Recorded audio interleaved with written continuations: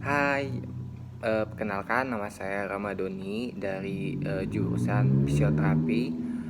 Saya akan menjelaskan tentang motor control. Nah, motor control ini menjelaskan tentang eh, kemampuan mempertahankan perubahan mempertahankan dan memperubah postur tubuh dan gerakan yang akan dilakukan oleh setiap manusia yang sudah diatur oleh otak. Nah, untuk definisi motor control ini adalah kemampuan untuk mempertahankan dan mengubah postur dan gerakan yang merupakan hasil dari serangkaian proses neurologi dan mekanik dan yang kompleks. Prosesnya itu termasuk perkembangan sensori, kognitif, dan persepsi dan motorik. Nah, di motor control ini memungkinkan sistem saraf untuk yang membantu atau mengarahkan otot apa yang harus digunakan dan otot manakah yang bertugas untuk menjalankan tugasnya yang sudah sesuai arahan oleh otak. Nah, dalam urutan seberapa cepat otot dan eh, neuron yang sampai dengan otot untuk menyelesaikan tugas-tugas atau masalah yang sudah gerakan yang sudah dituju. Untuk tahapan-tahapan motor kontrol kerja, sistem kerjanya motor kontrol untuk tahapannya ini berada 4 tahapan. Yang pertama ada tahapan 1, yaitu mobilitas.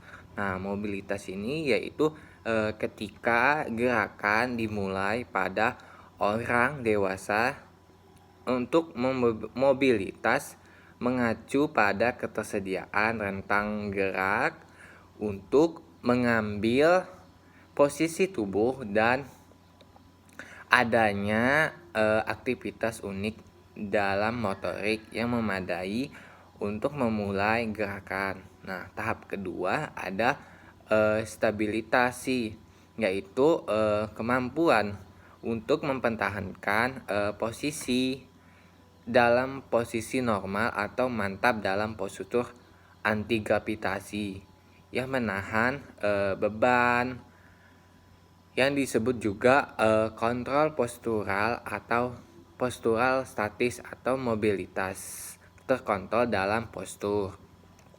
Nah, untuk tahapan ketiga ada mobilitas yang terkontrol. Nah, untuk mobilitas terkontrol ini mobilitas yang terkontrol dalam mobilitas yang ditumpangkan pada postural atau otot yang dikembangkan sebelumnya. Nah, dengan mengalihkan berat badan dalam suatu postur atau tumpuan untuk badan ini menahan beban dari postur tubuh ini yang terjadi ketika anggota badan menahan beban dan tubuh bergerak. Nah, untuk tahap 4 itu ada keterampilan. Nah, untuk keterampilan ini ada jenisnya. Adalah jenis gerakan yang paling mantang dan biasanya dikuasai setelah mobilitas terkontrol oleh postur tubuh yang setelah diprogrami oleh otak. Dari situ tahapan kontrol akan menjadi terkendali oleh tahapan-tahapan yang sudah dalam bentuk program tertentu. Nah, selanjutnya ada motor learning atau yang biasa disebut dengan belajar gerak. Nah, untuk belajar gerak ini menurut Shimihide 1991, menurut dia adalah serangkaian proses yang dihubungkan dengan latihan atau pengalaman yang mengarah kepada perubahan-perubahan relatif yang menetapkan dalam kemampuan seseorang untuk menampilkan gerakan-gerakan terampil yang sudah terlatih sebelum mereka melakukan.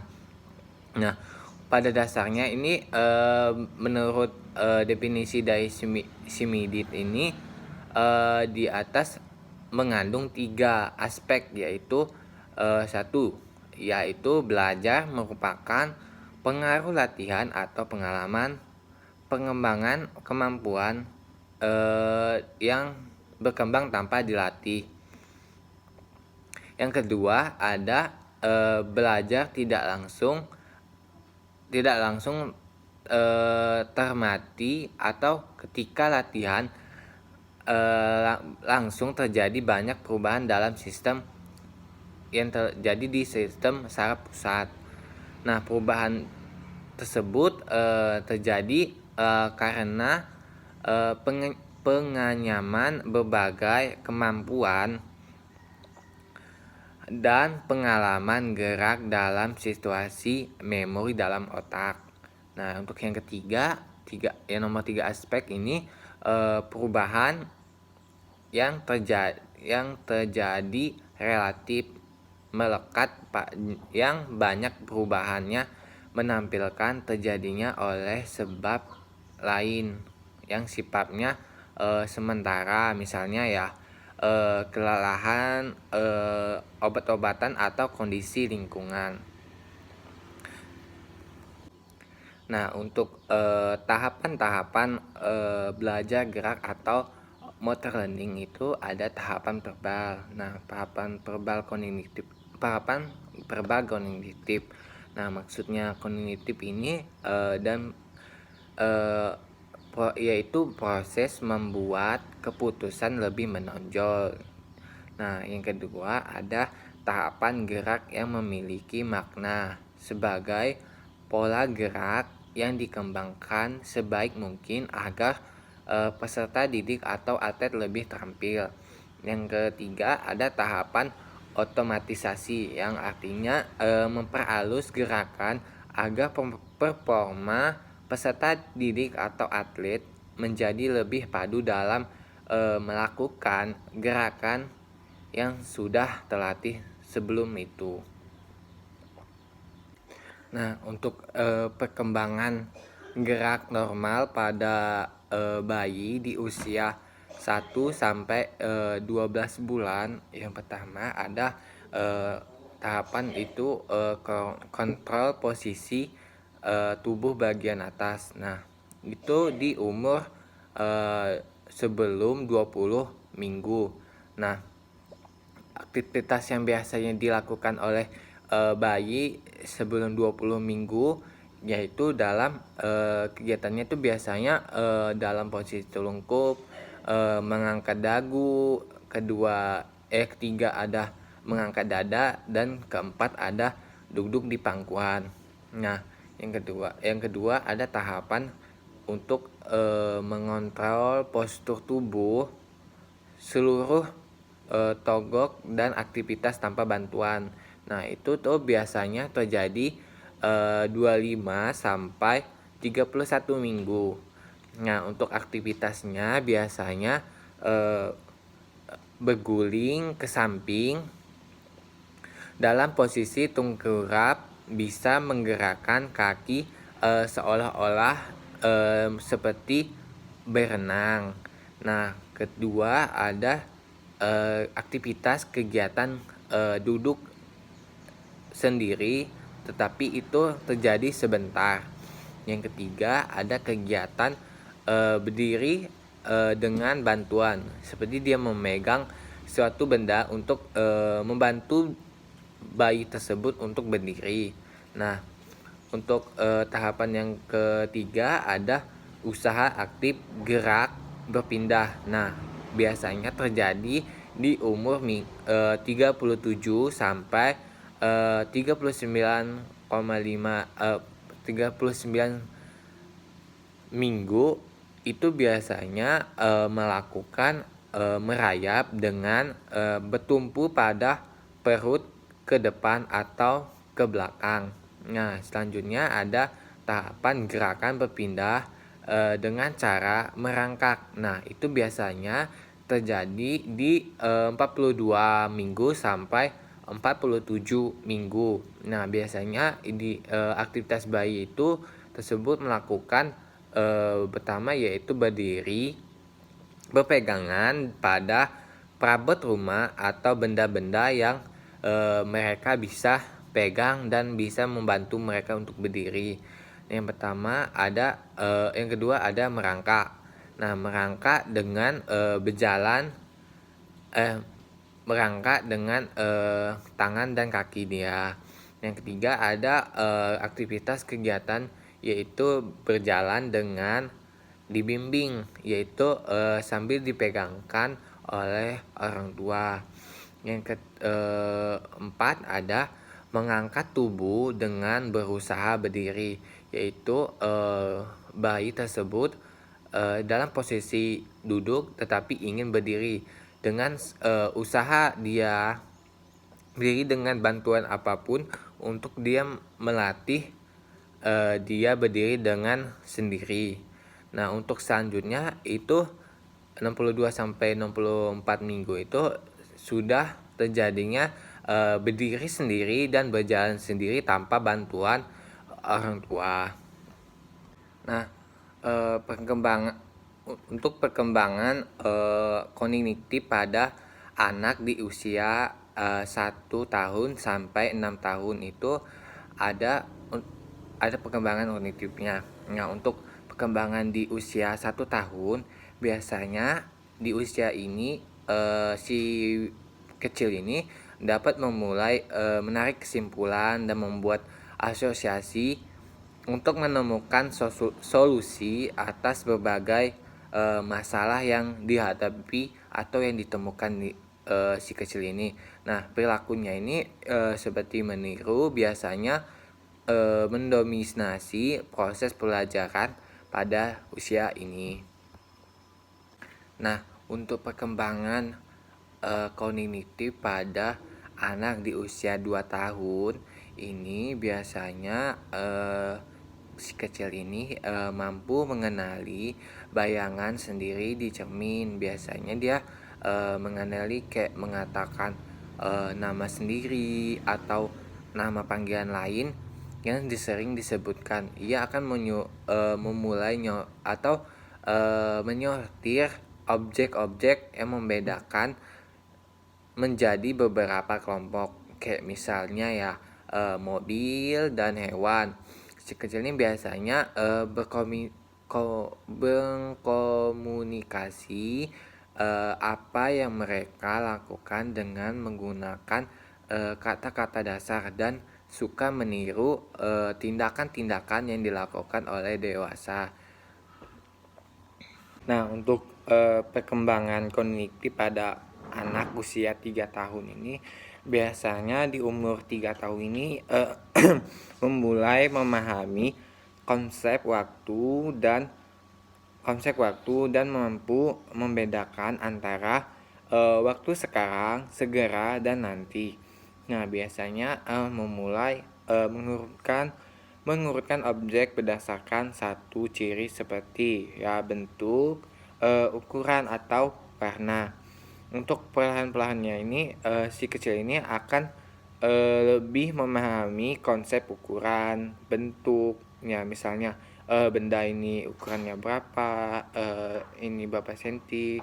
Dia akan memperhatikan bentuk-bentuk suatu benda yang menurut dia terlalu besar atau terlalu kecil.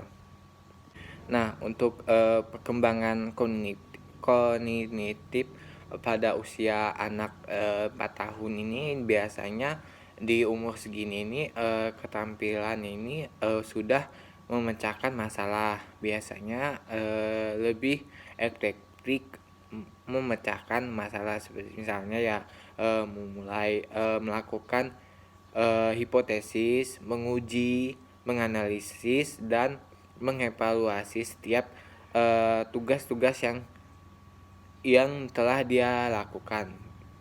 Iya, mulainya dia biasanya merencanakan dan berpikir untuk kedepannya, dan juga melakukan sesuatu untuk tujuan tertentu. Nah, keterampilan ini komunikasinya juga meningkat karena ia dapat mengingat lebih banyak kata-kata yang telah diserapnya, yang memampukannya untuk mengkomunikasinya perasaan dan emosi.